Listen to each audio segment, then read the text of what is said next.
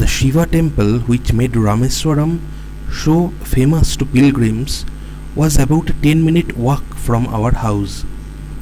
সেই শিব মন্দিরটি যেটা রামেশ্বরমকে এত বিখ্যাত করেছিল পিলগ্রিমসদের কাছে, অর্থাৎ পুণ্যার্থী বা দর্শনার্থীদের কাছে, ওয়াজ এ 10-minute walk from our house.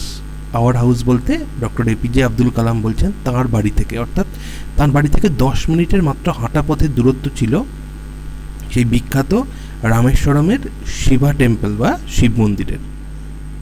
Our locality was predominantly Muslim, but there were quite a lot of Hindu families too, living amicably with their Muslim neighbors. Our locality was predominantly মানে প্রধানত মুসলিম, তাহলে আমরা মুসলিম অধ্যুষিত এলাকায় থাকতাম, but there were quite a lot of Hindu families too, কিন্তু সেখানে অনেক বেশি সংখ্যায় হিন্দু ফ্যামিলিও ছিল।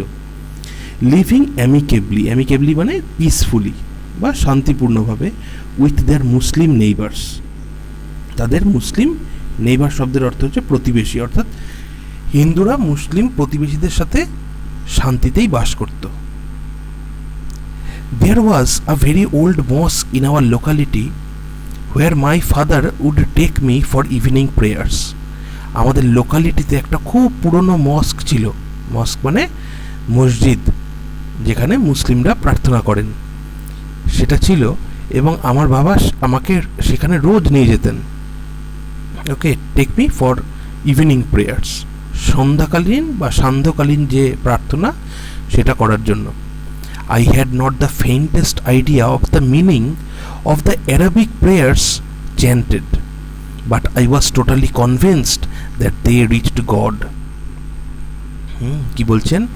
I had the faintest idea মানে I had not the faintest idea, faintest মানে সামান্য বা বিন্দুমাত্র, তার মানে আমার বিন্দুমাত্র আইডিয়া বা এটা বোঝার ক্ষমতা ছিল না of the meaning of the Arabic prayers. ওই যে আরবি ভাষায় যে মন্ত্রগুলো বলা হচ্ছে, যে মন্ত্রোচ্চারণ হচ্ছে, সেগুলোর অর্থ বোঝা আমার কাছে অসম্ভব ছিল। But I was totally convinced, কিন্তু আমি এইটুকু একদম নিশ্চিত ছিলাম, বা আমাকে এইটুকু সম্পূর্ণ বোঝানো গিয়েছিল, আমাকে বোঝাতে পেরেছিলেন দ্যাট দে রিচড গড। আচ্ছা, কনভিন্স মানে আমি বললাম বোঝাতে পেরেছিলেন, কিন্তু এটা নিজের আত্মোপলব্ধিও বলা যায়, মানে আমি নিজেকে একদম নিশ্চিত ছিলাম নিজের মধ্যে যে এইগুলো ঈশ্বরের কাছে পৌঁছতো, মানে এই যে অ্যারাবিক প্রেয়ার্স অর্থাৎ আরবি ভাষায় এই যে প্রার্থনা আমরা করছি, এ সব ঈশ্বরের কাছে পৌঁছতো বা আল্লাহর কাছে পৌঁছতো, যেটাই আমরা বলি না কেন।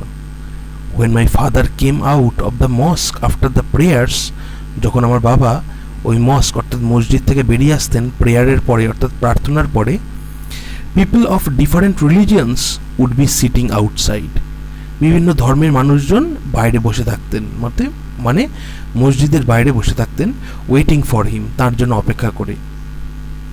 many of them offered bowls of water to my father, who would dip his fingertips in them and say a prayer.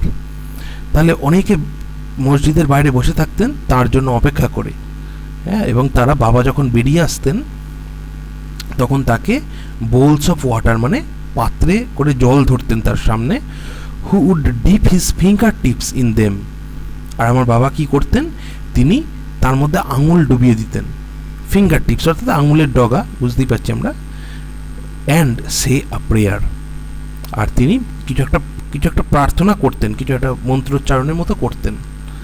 The water was then carried home for invalids, তারপরে সেই জল বাড়িতে নিয়ে যাওয়া হতো যারা ইনভ্যালিড মানে যে সমস্ত মানুষের হয়তো বিভিন্ন রকমের শারীরিক বা মানসিক সমস্যা রয়েছে বা অন্য যে কোনো রকমের প্রবলেম তাদের জীবনে রয়েছে, অন্য যে কোনো রকমের অসুবিধা রয়েছে, তাদের জন্য নিয়ে যাওয়া হতো এই জল।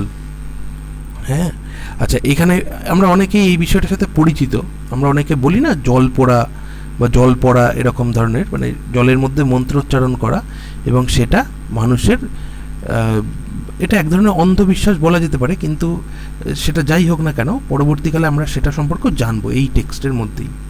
তাহলে সেই জলটাকে নিয়ে যাওয়া হতো বাড়িতে যারা অসুস্থ, যাদের সাহায্যের প্রয়োজন সেরকম মানুষজনের কাছে।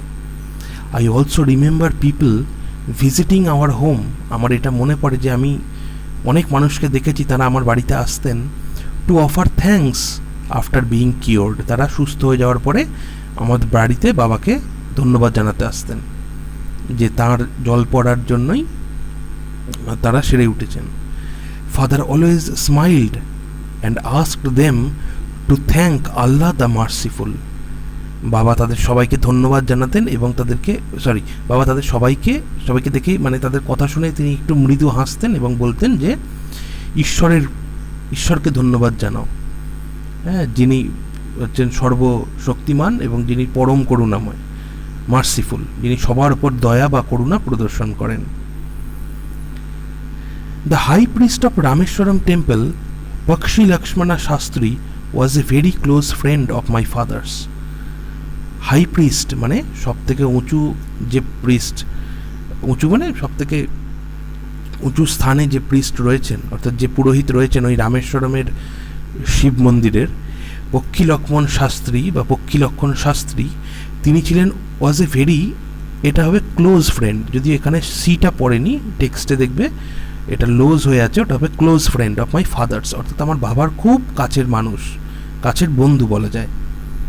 One of the most vivid memories of my early childhood is of the two men, আমার খুব ছোটোবেলাকার একটা স্মৃতি যেটা আছে যে এই দুই মানুষ বা এই দুইজন অর্থাৎ লেখকের বাবা অর্থাৎ এপিজে আব্দুল কালামের বাবা এবং তার বন্ধু এই রামেশ্বরম মন্দিরের পক্ষী লক্ষ্মণা শাস্ত্রী, এই দুজন কী করতেন, ইচ ইন ট্র্যাডিশনাল অ্যাটায়ার, তাদের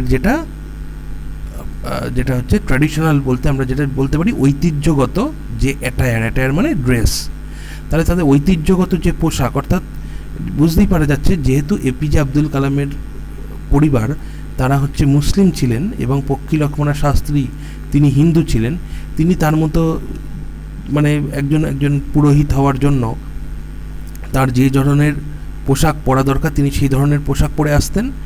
আর লেখকের বাবা অর্থাৎ এপিজে আব্দুল কালামের বাবা তিনি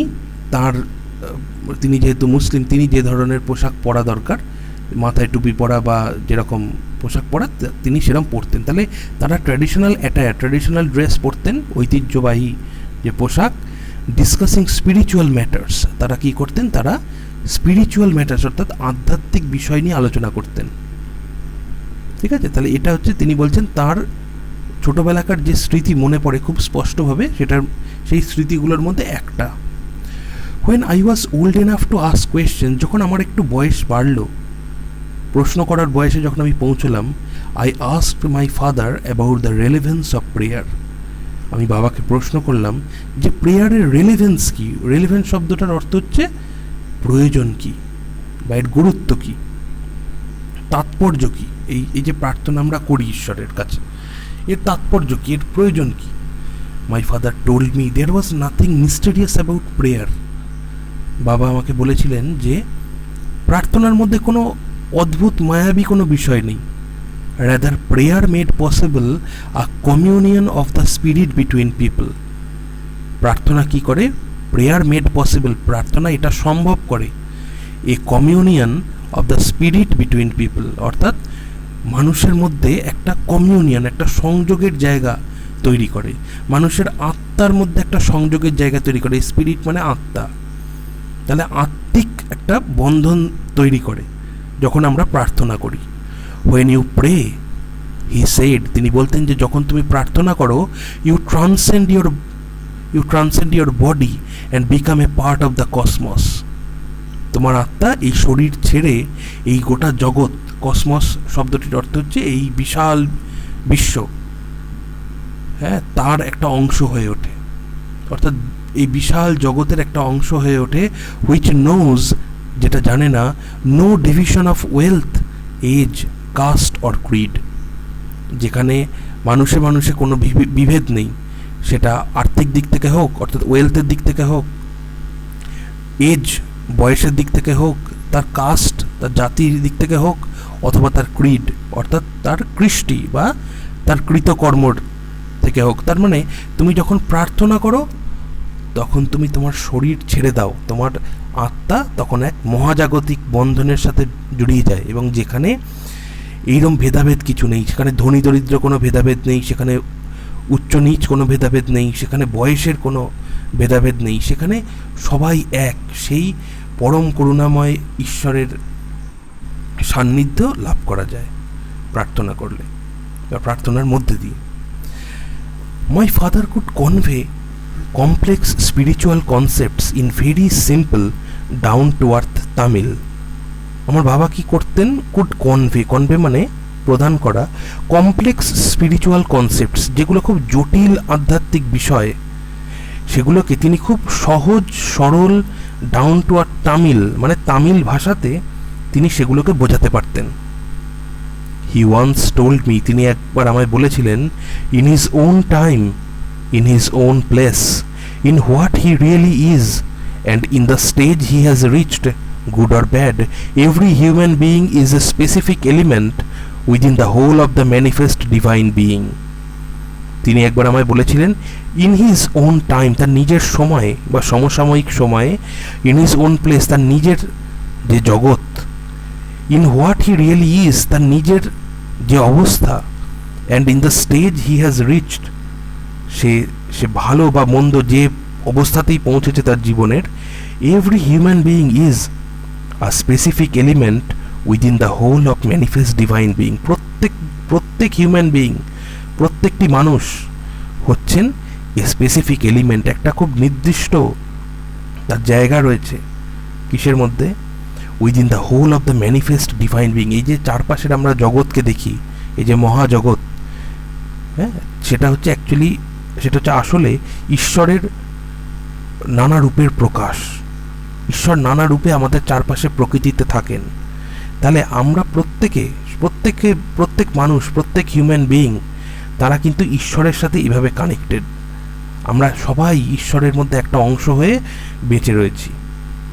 so why be afraid of difficulties, sufferings and problems? তাহলে জীবনের যত কঠিন অবস্থা, যত কষ্ট, যত সমস্যা, এগুলো নিয়ে আমরা এত চিন্তিত কেন? অ্যাফ্রেড মানে আমরা ভীত, আমরা এত ভীত চিন্তিত কেন এইসব জিনিস নিয়ে? When troubles come, try to understand the relevance of your sufferings. যখন জীবনে কঠিন মুহূর্ত আসে, যখন ট্রাবল আসে, তখন বোঝার চেষ্টা করো যে তোমার এই যন্ত্রণার কারণ কি, এই যন্ত্রণার তাৎপর্য কি। রেলেভেন্স, এই যন্ত্রণার তাৎপর্য, রেলেভেন্স অফ ইউর সাফারিংস, এই যে যন্ত্রণার মধ্যে দিয়ে তুমি যাচ্ছ তার তাৎপর্য তোমায় বুঝতে হবে। Adversity always presents opportunities for introspection. আমাদের জীবনের যত খারাপ কঠিন সময়, সেগুলো সব আমাদেরকে আত্মসমীক্ষার জায়গা তৈরি করে। ইন্ট্রোস্পেকশন শব্দটার অর্থ হচ্ছে নিজেকে চিনতে পারা। যত আমরা আত্মসমীক্ষায় মগ্ন হব, যত আমরা নিজেকে নিজে বোঝার চেষ্টা করব, জানার চেষ্টা করব, তত আমরা আরও নিজের গভীরে পৌঁছতে পারবো, এবং আরও তত আমাদের মন থেকে যত ঈর্ষা, দেশ, ভয় সব কেটে যাবে। আমরা ধীরে ধীরে ধীরে ধীরে এই যে ঈশ্বরের বিভিন্ন রূপে জগতে প্রকাশ, সেই প্রকাশের মধ্যে আমরা নিজেদের অংশ হিসেবে, মানে আমরা তার অংশ হিসেবে নিজেদেরকে খুঁজে পাব। ভীষণ সুন্দর একটা গল্প। আমরা আজকে সেকেন্ড লেকচারটা শেষ করলাম, আশা করি সবাইকার ভালো লাগবে। খুব শীঘ্রই আমরা থার্ড লেকচার আসছে, তো ধন্যবাদ এটাতে শুনতে থাকার জন্য।